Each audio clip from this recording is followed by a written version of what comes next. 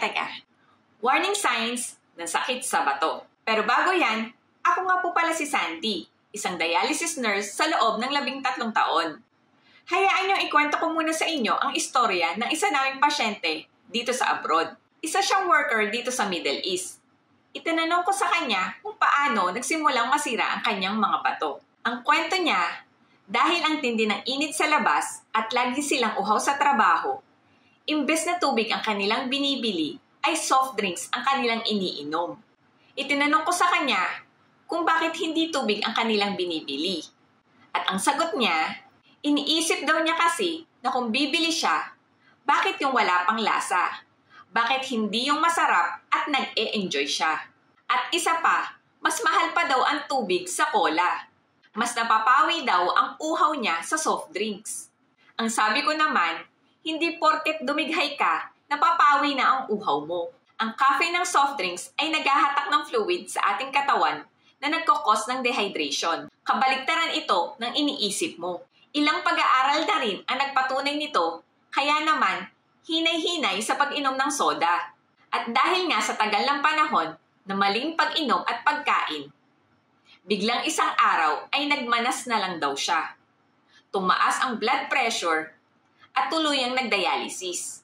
Sa kasalukuyan, naghahanap siya ng kidney donor sa kanyang pamilya at matyagang naghihintay kung may papayag at magbibigay sa kanya ng bato.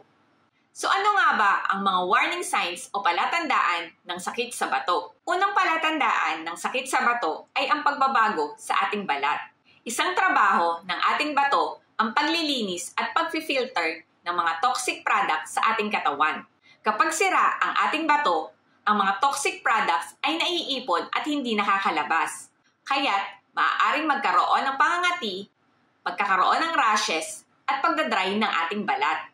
Sumunod, ang pagbabago sa ating ihi. Importanteng obserbahan ang dami at kulay nito. Kapag kulay pink ang inyong ihi, maaaring may dugo ito. At kung mabula naman, indikasyon ito na lumalabas ang protina sa inyong ihi. Idagdag na rin nating bantayan ang dami ng ihi. Dahil kapag sira ang inyong bato, minsan ay konti ang inyong ihi. Minsan naman, marami. Okay, next. Palatandaan na may sira ang inyong bato kung ikaw ay may manas. Dahil gawain ng ating bato na ilabas ang extra fluid sa ating katawan, kapag ito ay nasira, hindi na nailalabas at naiipon ang fluid sa ating paa, kamay at mata. Kasabay na rin ito ang lagi kang hingal. Dahil ang extra fluids ay maaaring maipon sa baga o puso at nagkukos ng serious complications. Ito ang dahilan kung bakit ang mga dialysis patients ay may fluid restriction na 1 liter per day lamang. Kasama na ang tubig, juice, coffee at sabaw. Dahil pag sila ay sobra sa fluids, feeling nila nalulunod sila. Next, palatandaan ng may sakit sa bato ang maputla at mabilis mapagod. Trabaho ng ating bato ang mag-utos sa ating buto na gumawa ng dugo.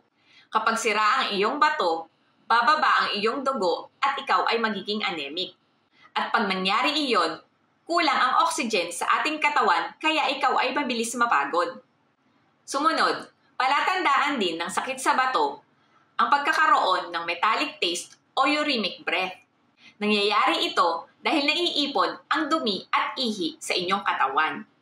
Nagiging parang amoy ihi ang inyong paghinga dahil hindi na ilalabas ang toxic product sa inyong katawan na nagre-resulta ng walang gana sa pagkain. At ang huling palatandaan na may sakit sa bato ay hindi makatulog nang hindi mataas ang unan. Feeling mo nalulunod ka dahil nga ito sa pag-accumulate ng extra fluid sa ating baga. Kapag ang mga ito ay iyong naobserbahan, sikaping kumonsulta sa doktor na espesyalista sa bato.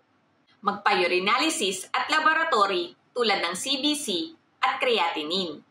Dahil naniniwala ako na pag maaga nating na-detect ang pagkasira ng ating bato, hindi ito aabot sa mga seryosong komplikasyon. Dahil ang kalaban natin dito ay ang tuluyang pagkasira ng ating bato na nagre-resulta ng pagdadialysis at pagkamatay. At kung gusto niyo pang matuto tungkol sa inyong mga bato, join me in our group, Usapang Bato PH.